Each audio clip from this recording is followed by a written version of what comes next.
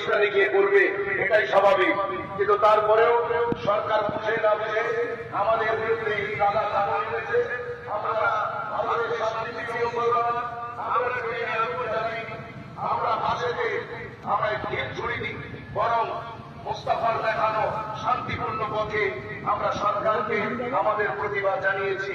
আল্লাহ যেন আমাদের সকলকে কবুল করেন এবং এই মানববন্ধনের প্রচেষ্টাকে কবুল করে দেন, এবং আমরা যেখানে বার্তা দিতে চেয়েছি সেইখানে যেন যথাযথভাবে আমাদের মেসেজ, আমাদের বার্তা যেন পৌঁছে যায়। আল্লাহ আমাদের সকলকে কবুল করে আমরা মোটামুটি 10 থেকে 15 মিনিট কোন মুদ্দারিকে প্রশ্ন না দিয়ে কোন স্কুলের বাচ্চা, কোন স্কুলে কোন পথচারীকে আমরা কোন প্রশ্ন না দিয়ে এই শান্তিপূর্ণ মিছিল করেছি। আল্লাহ আমাদের সকলের এই মিছিলকে কবুল করে নেন। আমরা